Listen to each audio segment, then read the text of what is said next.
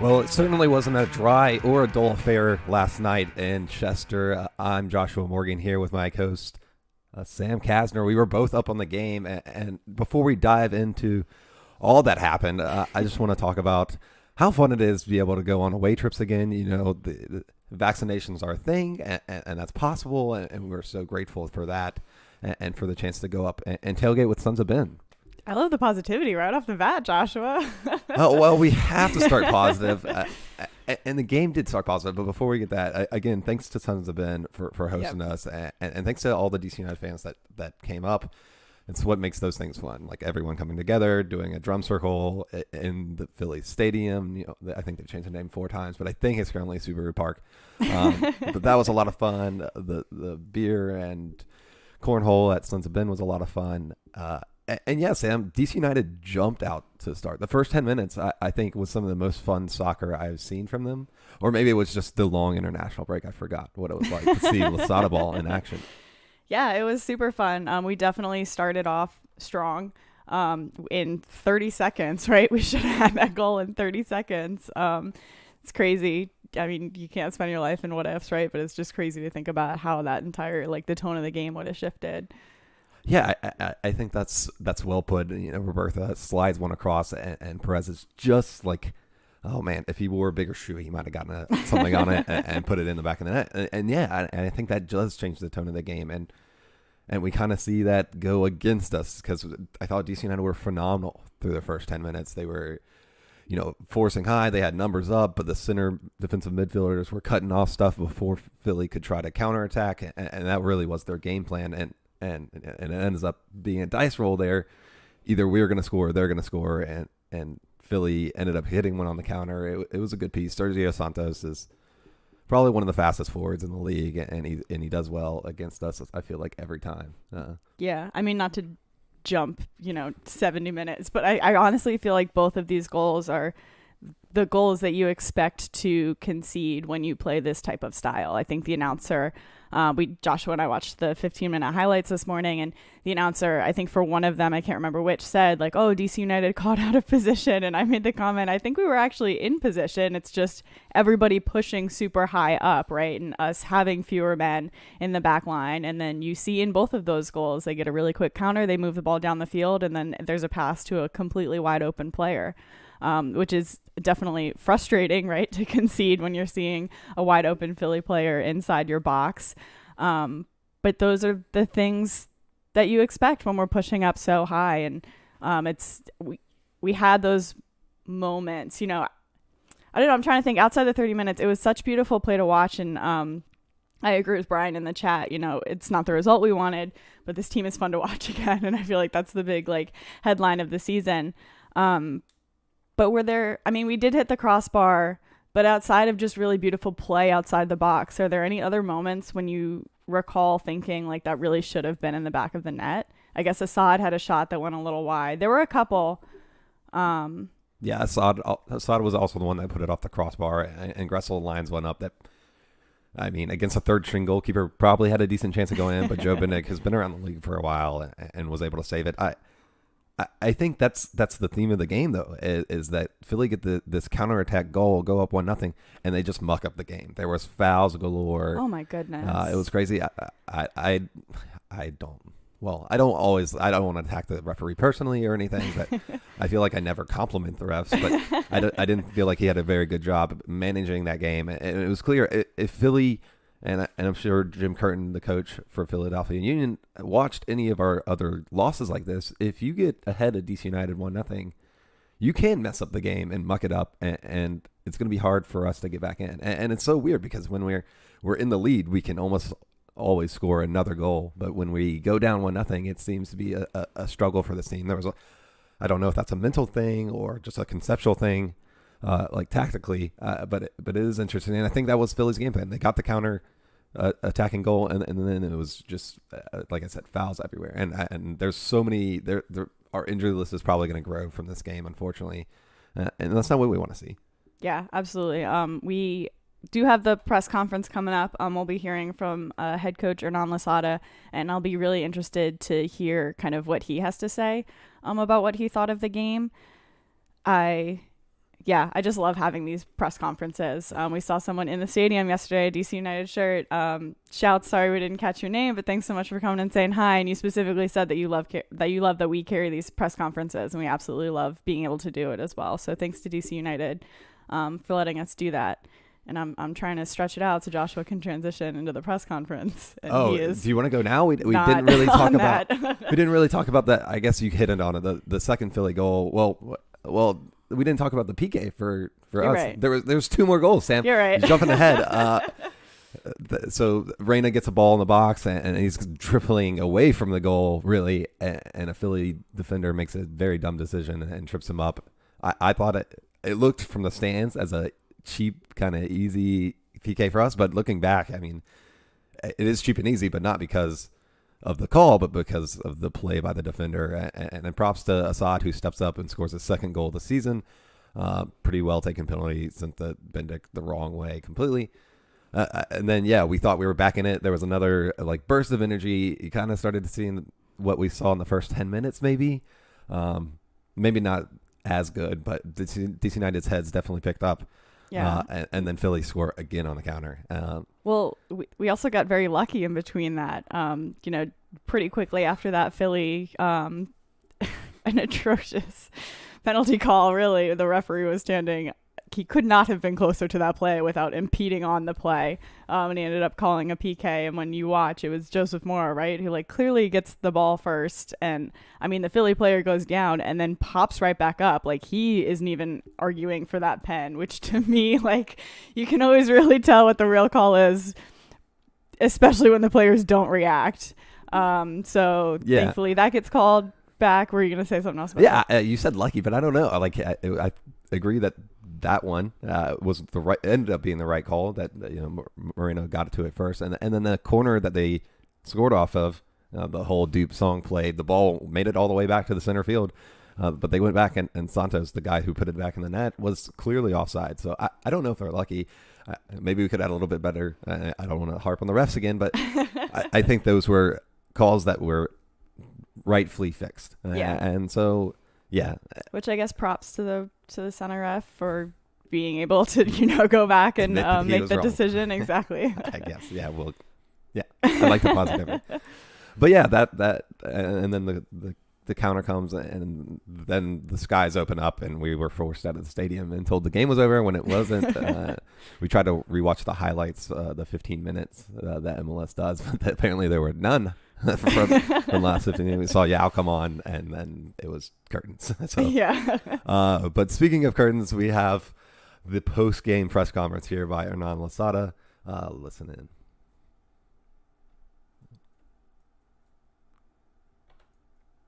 No, go straight to the questions, please. Hey, Hernan, can you hear me okay?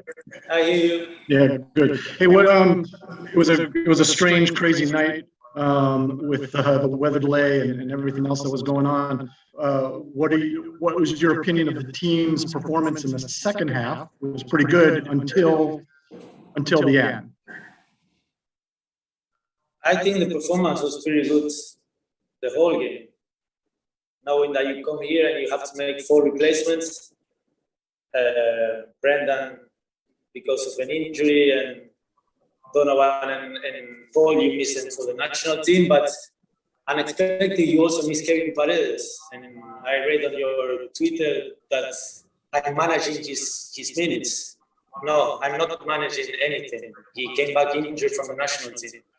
And that hurts to miss a player like him by giving it to the national team to train in 2 days. So that to start. And second, about all the injuries we have today, well, some of them can be bad luck, the others can be questionable referee decisions. But the truth is we're going to miss like 3-4 players for Wednesday, apart from the players that we already missed for this game. And that makes it extra difficult and extra hard. And about the game, once again, it's very strange for me to see a team playing at home scoring 2 goals in a counter-attack. So we are the team playing on the road, and the home team scored twice on transition. And for the rest, what can I say? After 5 minutes, we have to be 0-2 up front. The goalkeeper make an incredible save against Yamil Assad, otherwise it was also 1-1 on the first half. Actually, Bill doesn't have too much to do today, and they were a bit dangerous on set pieces and on transition. That's the style of play, that's the game. We knew it in advance, but we made mistakes. We made mistakes that we need to pay cash, and mistakes that are costing us points. Thanks, Fernand. We'll go to Jason Anderson next, if you can unmute. Hi, Hernan. Thank you for speaking with us. It looked like the team, as you said, seemed to have mostly the front foot most of this game, as you seem to want every game. How did your players that you had to bring into the game due to these injuries, how do you think they dealt with a pretty strange circumstance, having to make the 2 subs so early, and then again late on with Birnbaum coming off? I know he looked like he had a problem as well. I don't know what the players have. We still need to check it. I'm not a doctor, so I really don't know. That will be tomorrow or after tomorrow. And the change as well, it is like that. It's adapt or die. We needed to make changes before the game. Most of the time when you come from a break, you're supposed to have your players fit and in optimal conditions. We lost players during this break, and of course, when you have to make almost all the substitutions based on unplanned injuries, well, then it's creativity, is having to find solutions in the moment, full of adrenaline. We didn't have any forward on the bench. The circumstances were not the best. We were today with 2 goalkeepers on the bench, so still the hardest part of the competition has to come, but it's gonna be very tough. Looking forward for Wednesday and Sunday. Thanks. We'll go to Jose Omania next, if you can unmute. Hello, Hernan. Just wanted to get your thoughts on Philly style play, like you mentioned. They played more counterattack today. What did you think of how they played and the physicality of the overall match itself?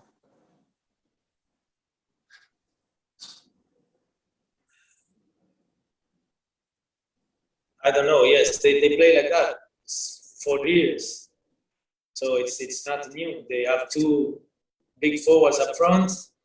When they get the ball, they kick it forward, and they are very dangerous doing that. They are a very good team doing what they do. So every team plays a different style and a different tactic, but it hurts a little bit to know that we considered this in advance, that we knew that this could happen. And getting 2 goals against on counter-attacks when you are the better team, when you create the better opportunities, when you are the team with more possession, it hurts. It hurts, and we need to get smarter. We need to get a little bit more intelligent, knowing that if you can grab a point on the road, then it's a point. You take a point, and you also don't give 3 to the opponent in a tight East Conference where every point is going to count. We need to be more an MLS team and less a college team. But this is the price we need to pay when you play with so many young players, when you play with players who are playing MLS for the first time. Still a big improvement compared with last season. All the players are performing well, performing some of them even above their capacities. We're coming on the road against the Philadelphia Union team, who's very strong, and you are still for the biggest part of the game, the better team. So what can I say? I don't think we can do more than this. Yes, we can avoid those little mistakes that are costing us points, but for the rest, this is all what we have. What you see on the field, the substitutions we have, the players available, that's all what it is, and we need to fight with this until the end of the season, unless we still use this transfer window to be more competitive. And I really believe we need that if we really want to achieve something. So we got time for a couple more. I'm going to go back to Stephen Goff. You can unmute. After that long delay because of the weather, what was the message to the team, and how difficult was it to get recharged and try to push for an equalizer under the circumstances? No, it was just trying to believe that we will have one or two opportunities to score a goal or a set piece or something, but you are with Frederick Brian on the number 9, you don't have a real forward on the field. I mean, the players on the field, they did their best, but it was very hard to come back after such a long break and try to create something in 9 minutes, 4 minutes regular time, and only 5 when you have VAR, when you have replacements, when you have players injured, only 5 minutes. I mean, I don't like to talk about the referees because they are human beings, they also make mistakes, but today definitely they were not on our side. Thanks. We'll take it over to Mario Maya for the last question. Get on mute. Hola Hernán, solo quiero preguntar cómo hizo el equipo para adaptarse al juego rígido que estaba presentando esta noche Filadelfia. ¿Cómo hizo para adaptarse? No sé, creo que tendríamos... Fue un partido duro, sí sabemos que Filadelfia es un equipo duro, que mete, que lucha. Lo sabíamos, sí, hay que meter, hay que luchar, hay que ganar más divididas. Todas las pelotas 50 y 50 tienen que ser para nosotros. Hoy muchas fueron para Filadelfia, así que es una lección. Pero bueno, como le decía recién a tus colegas, son chicos jóvenes, estamos jugando con muchos chicos jóvenes, no están acostumbrados a estos duelos, a estas fricciones, a estas luchas. Y bueno, y así lo pagamos caro, con jugadores que terminaron lesionados, con jugadores que cuando iban a esos duelos terminaban dolidos, terminaban heridos. Así que nada, hay que seguir trabajando, hay que luchar más. Y hay que seguir aprendiendo de los errores y saber que estas batallas se ganan luchando, y todos tenemos que luchar para ganar esas pelotas que son 50 y 50, tienen que ser para nosotros. That was DC United's head coach, Hernan Losada. And I got to say, if our previous coach was known as the guy with the heart of a lion, the new coach might be the guy with his heart on the sleeve, because Hernan does not hold back. He is quick to point out that we were missing some players. Kevin Britt was apparently injured with the missing the national team. And then he said we're going to miss 3 or 4 from today's game on top of what we were already missing because of what happened in the game. But I didn't hear anything too shocking, kind of what we were talking about. He was disappointed that we made mistakes and were caught out on the counter. Did you take anything besides that, Sam? I just love listening to his press conferences so much. That was my takeaway. No, I thought Jason's question, I think he always has fantastic questions about the subs, was a great one to ask, because that was something that I had noticed during the game. I thought it was interesting. You know, you have 5 subs, 3 opportunities to make them.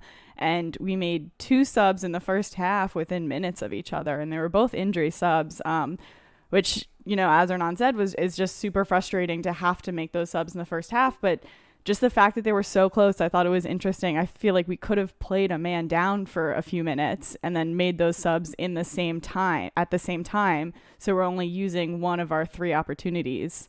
I don't know if that's being too nitpicky or what, but in the moment, I thought it was very interesting because it's not like you made the sub and then, I don't remember who the second, I think it was Knaus first, and then, I have it here. And then Perez came out. And I think they were both like getting treatment at the same time. So why not just hold off and give yourself a better opportunity in the second half? Yeah, Jason Anderson from blackandredunited.com does a great job. He's always has great insight and great pieces to go look him up. But yeah, I think we don't know what's happening on the field. I remember famously from the first game of the season where Bob Bradley accidentally subs off his DP Carlos Vela when he didn't need to be. So we don't know what communication was happening, and maybe someone thought they could continue, and then it turns out they couldn't. But yeah, it is unfortunate that we have to give 2 of our sub windows up early, and then we're kind of limited already with what we have on the bench. So that's pretty restrictive. And yeah, I think the comment about we need to be an MLS team and not a college team. I'm trying to figure out. I don't know. Maybe he's talking about quality there. Maybe he's also talking about like in college football. Maybe you can't tie, so you have to always play for the win. Maybe that's, I don't know. Maybe that's what he's saying, is that we need to be an MLS team and take these points midweek. Or maybe he's talking about professionalism. So yeah, I more took that as professionalism and experience. My two really big takeaways, that was one of them, is that he is working with a lot of like really young players right now, and as he said, he's possibly asking more of them than he thinks is fair based on their quality and or experience.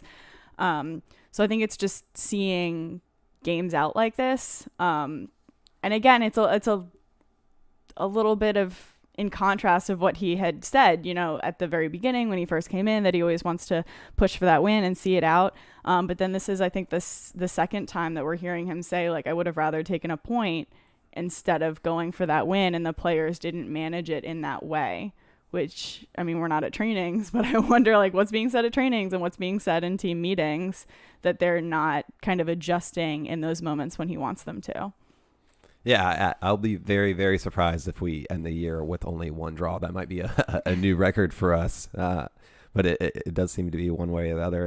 And look, we always go out and look at the macro here and how this looks on the season. And I think Hernan was pretty wise to point out that you can't be giving Eastern Conference team 3 points, and that 1 point would have done something for us, at least kept us closer to the playoff line. But it's tough. I was sad at the game, and I looked up the standings, and I think we're 1-1-5 against teams above 12th in the Eastern Conference, and that's a very specific stat that I was searching for, probably pretty negative, but it's also true. Like we haven't been able to come up against these bigger. I don't even say bigger, because all teams are the same size in MLS.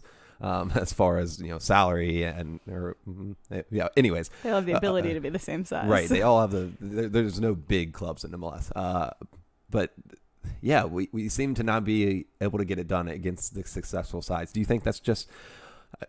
I don't think we were outmatched this past game. Yeah, I don't think there have been but maybe a couple games this season so far that we've really been outmatched in. I think for most games we've really been in it and we've had our opportunities, which brings me to my second really big takeaway from that press conference is, do you think it's a personnel issue? And do you think Hernan is just really waiting until he can bring in some different personnel to execute what he wants? I mean, he frankly said, we're not going to be able to be competitive this season unless we bring in new people, and it kind of sounded like he thinks we're wasting this transfer window. I mean, obviously we don't know who's being looked at and who's, being talked to for potential contracts, but unless I'm wrong, I think it did come out that DC United wasn't really looking to spend big in this transfer window. So for Hernan to say we need to be spending big in this transfer window, that's possibly a little glimpse behind the curtain of some disagreements. To answer your question,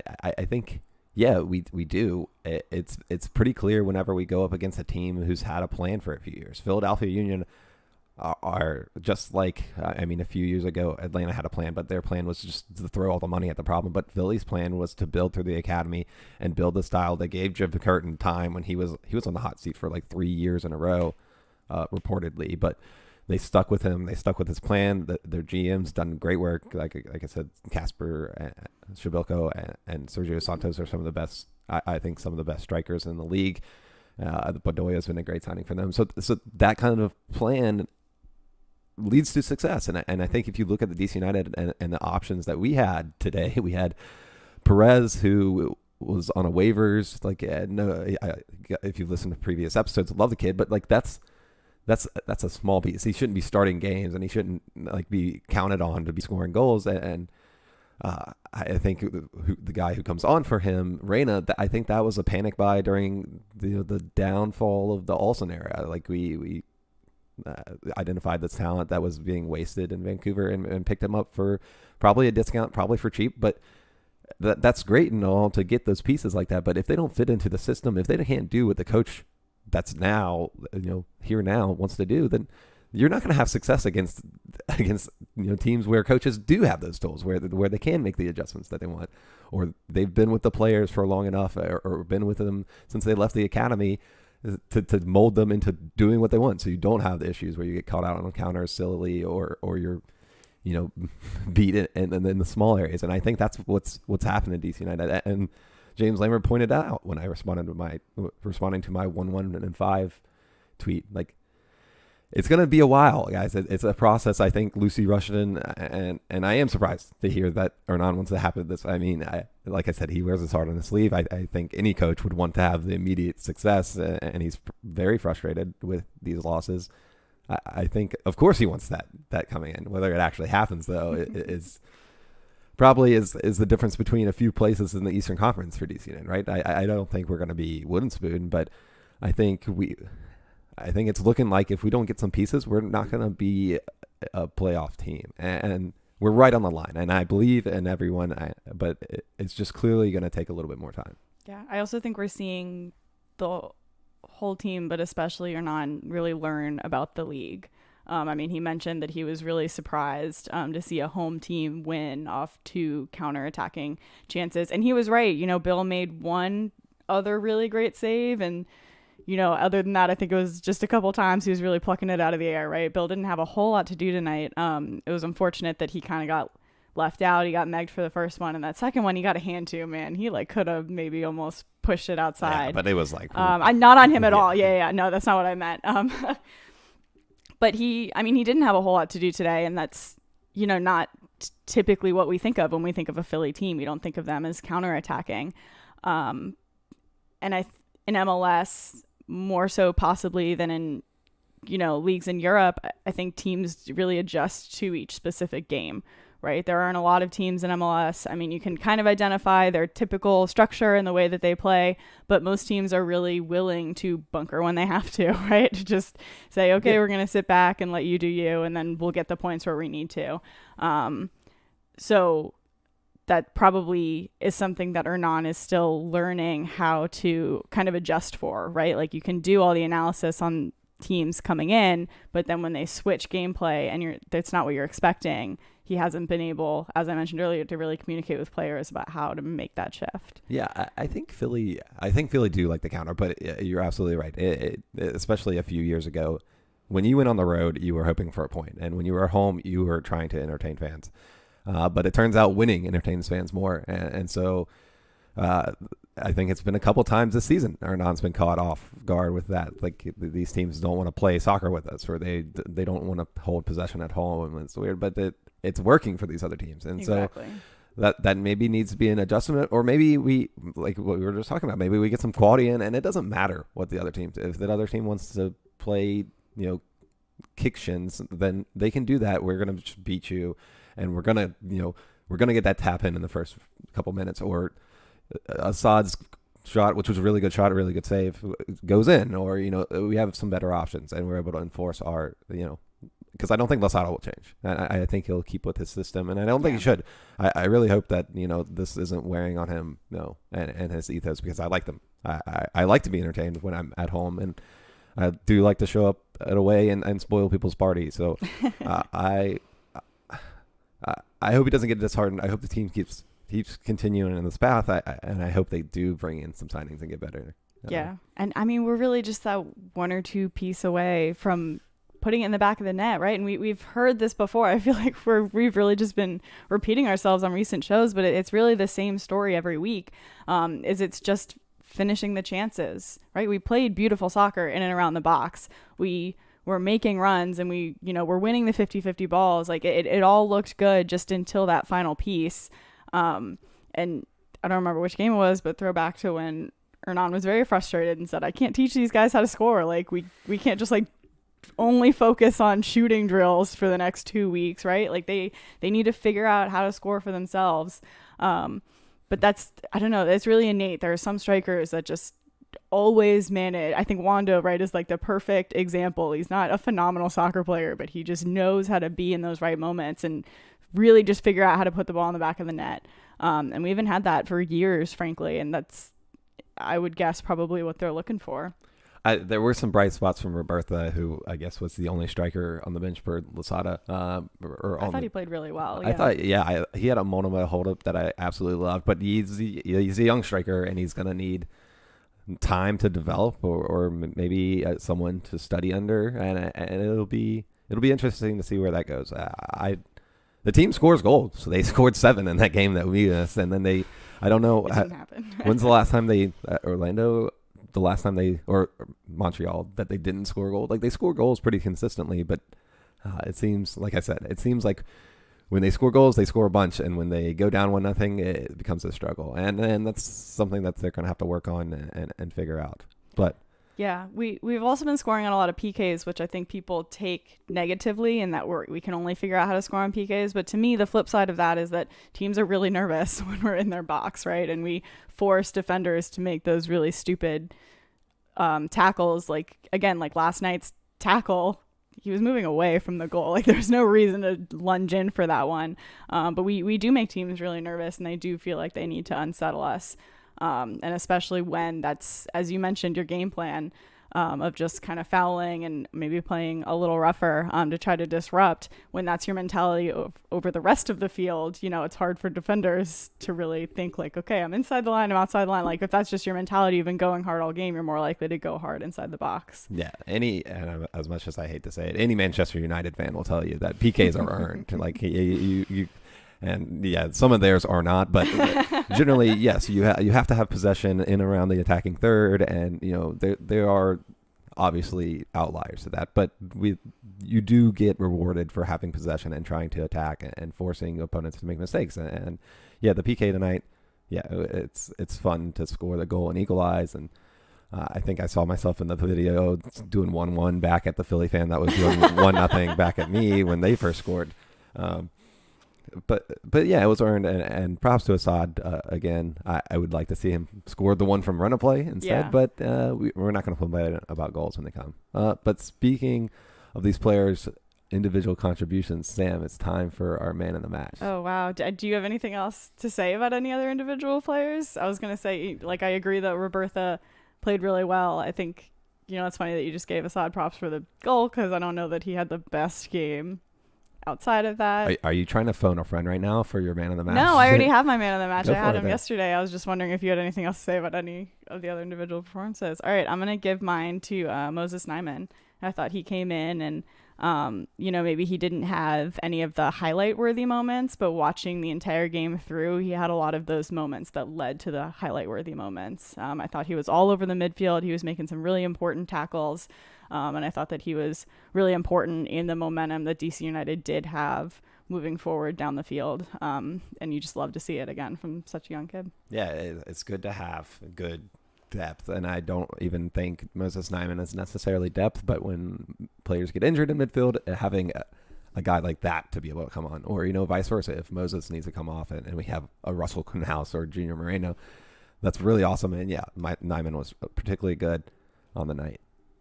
Anything else to add? No. All right. For me, and I might have tipped my hand earlier, I'm going to give mine to Yamil Assad. Not because, and look, I normally, best case scenario for these man of match picks is that we sit there and everyone played well and it's so hard to pick. And then the worst case is like, no one really stood out. This was kind of just like a yucky game. And it was kind of a yucky game tonight. But Yamil did well. He's been in and out of the doghouse on this show. I've almost given up on him as a feature in our squad, but he seems to get on, and managers seem to believe in him, and then he does sprinkle in these goals in and around the season. I think the shot that Joe Bendick barely saves, he flicks up and it hits the crossbar and then goes out. There should have been a goal. So I think if Yamil gets those two, we're talking about a different thing and a different story here. So props to Yamil for the hustle and effort today. Agree to disagree, I guess. What we didn't mention at the start of the show either, we really just glossed over the fact that there are two of us tonight. So John and Black are both just unable to join. They weren't able to watch the game last night. Some family obligations. Yeah, some other commitments. So we just kind of did a flip from last game. But they'll be back next game. Just wanted to kind of address that it's just the two of us, and I realized we just really jumped right into talking about this game. Yeah, and John and Black are normally on this bus to Philly with us, so we definitely missed them, especially when it started, raining and we were stuck on the bus just drinking. But But looking ahead to when they're back, Wednesday at 8, DC United will be at Chicago. Should be a good one. Like Lasada said, lots of injuries, so who knows? Guys start doing some laps. You might get called up and called in for the game. Yeah, there were a lot of people came out last night, so hopefully they're not super long term, right? Like even if this game's a wash, then we come back of the weekend and they're better. But hopefully it's not anything too long term. I didn't really see anything this morning to suggest one way or the other. Yeah, we'll wait for the news out of there and kind of. Oh, man, I just completely lost my train of thought. That's unfortunate for you. Oh, I was going to say that, my 1-1-5 against teams under the 12th, the table hasn't changed up too much from last night's results. Chicago are one of the teams under there, so we should be looking for 3 points. Elsewhere, Loudoun is at Tampa Bay Rowdies this Saturday at 7:30. And then actually today, the Spirit will play Gotham Sky Blue, New Jersey, New York, Metropolitan Area FC. Later 5 p.m. at Segra Field. So if you get the chance, if you haven't been completely soccered out this weekend, go all out there and support them. It's always super fun. They have some really talented players. Yeah. Anything on this? Up and coming team. No, that's it. There's also just, the Gold Cup is going on. That's why we don't have some key pieces like Pines and Paul. We love to see them getting minutes, especially Pines making his international debut.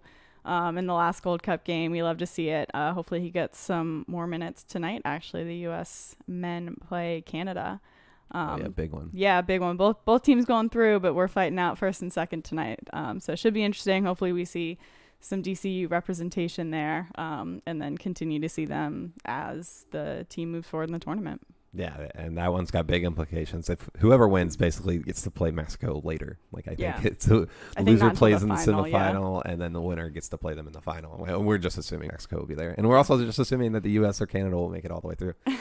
We certainly hope so for the U.S. But if that's it, that's all you had. That's all I got. Yeah, I think that's everything. Thanks for joining us, guys, and thanks for tuning in. This has been Tried and True, the DC United postgame podcast presented by Heineken.